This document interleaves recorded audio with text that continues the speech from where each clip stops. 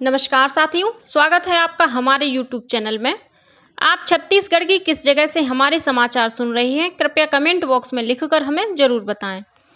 रायपुर से प्रस्तुत हैं छत्तीसगढ़ के प्रादेशिक समाचार। समाचारों के साथ मैं रजनी शुक्ला। पहले मुख्य समाचार।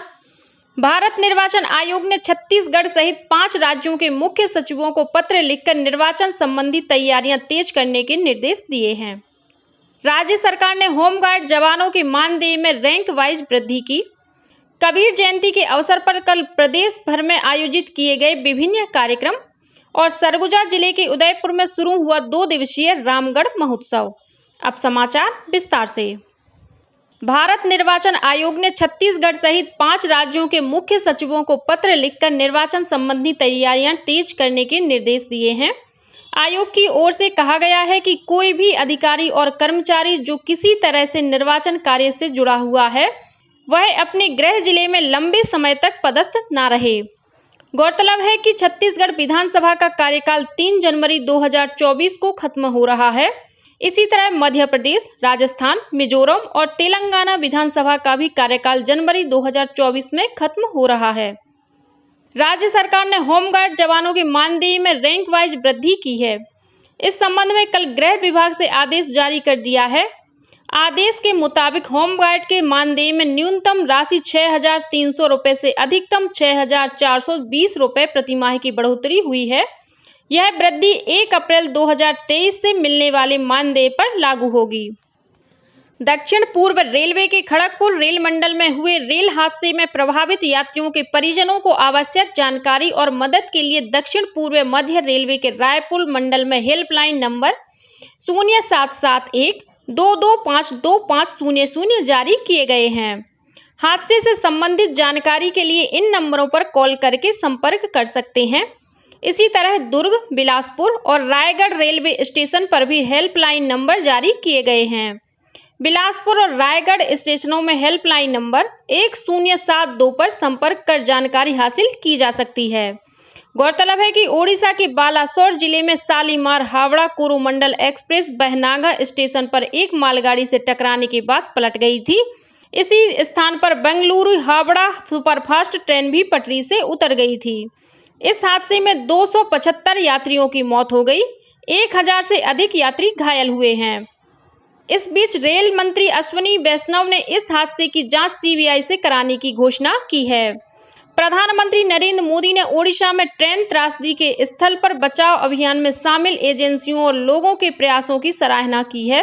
प्रधानमंत्री ने अपने ट्वीट संदेश में कहा, वह रेलवे की टीमों, राष्ट्रीय आपदा प्रक्रिया बल, Odisha disaster rapid action force, स्थानीय अधिकारियों, पुलिस, अग्निशमन सेवा, स्वयंसेवकों और अन्य लोगों से संबंधित प्रत्येक व्यक्ति की सराहना करते हैं और इसके अलावा वे सभी जो जमीन पर अथक परिश्रम कर रहे हैं और बचाव अभियान को मजबूती प्रदान कर रहे हैं। श्री मोदी ने कहा, उन्हें उनके समर्पण पर गर्व है। राज्यपाल विश्वभूषण हरिचंदन ने कहा है कि चिकित्सा के क्षेत्र में शिक्षा और शोध को विशेषज्ञ प्रोत्साहित करें, जिससे रोगियों को समय पर सही उपचार मिल सके।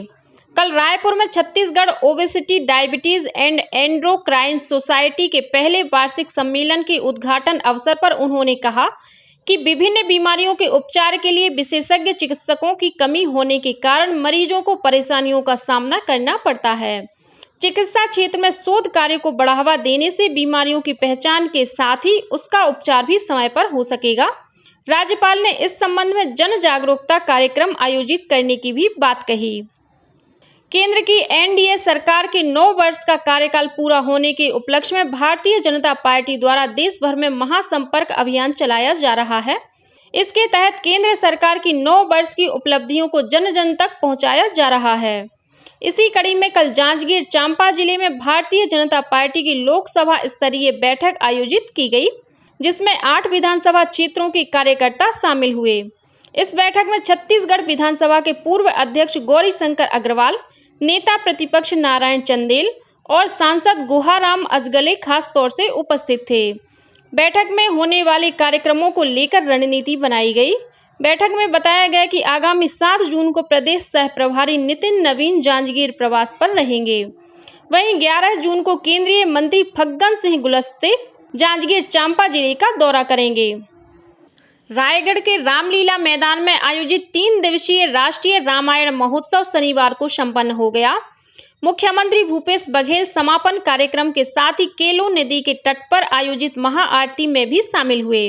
इस अवसर पर उन्होंने कहा कि इस महोत्सव का आयोजन राष्ट्रीय रामायण महोत्सव के रूप में किया गया था, लेकिन कंबोडिया और इंडोनेशिया के रामायण दलों के आने से इसका स्वरूप अंतर्राष्ट्रीय हो गया। कार्यक्रम में श्री बघेल ने घोषणा की कि प्रदेश की सभी नदियों के संरक्षण के लिए अलग से प्राधिकरण बनाया जाएगा।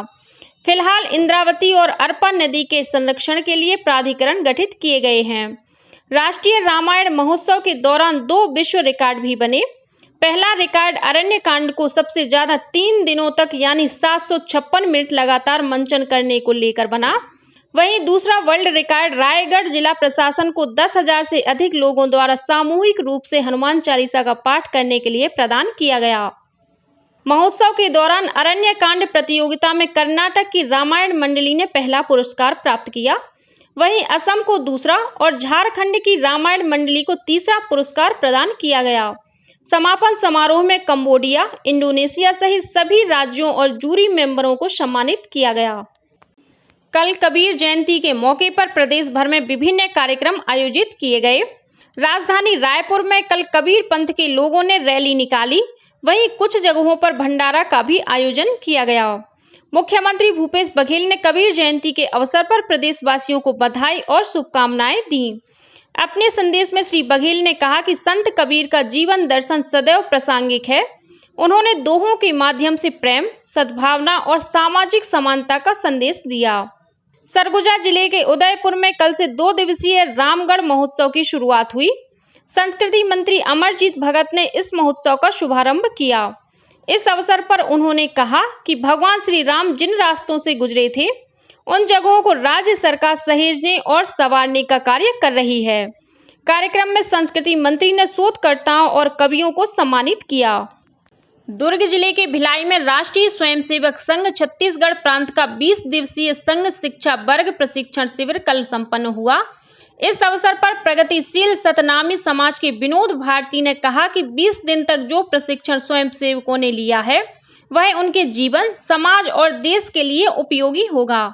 इस प्रशिक्षण वर्ग में छत्तीसगढ़ प्रांत के सभी जिलों के 285 स्थानों से 412 प्रशिक्षार्थी स्वयंसेवक सम्मिलित हुए।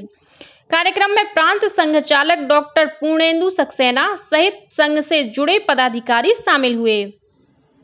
छत्तीसगढ़ राज्य हज कमेटी द्वारा हज पर जाने वाले यात्रियों का टीकाकरण और स्वास्थ्य परीक्षण करने के लिए कल रायपुर में शिविर लगाया गया। इस शिविर में लगभग 692 यात्रियों को 5 से अधिक बीमारियों से बचाव के लिए टीके लगाए गए। राज्य हज कमेटी के सचिव साजिद मेमन ने बताया कि रायपुर सहित आसपास के जिलों के यात्रियों के लिए प्रशिक्षण और टीकाकरण का कार्यक्रम पूरा हो चुका है। अब प्रदेश भर के हाजी आगामी 12 और 13 जून को रायपुर से नागपुर के लिए रवाना होंगे। इसके बाद प्रदेश के सभी हज यात्री मुंबई एम्बार्केशन पॉइंट से जहाज के लिए रवाना होंगे।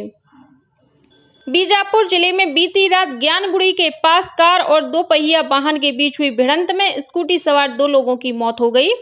घटना के बाद कार चालक फरार हो गया।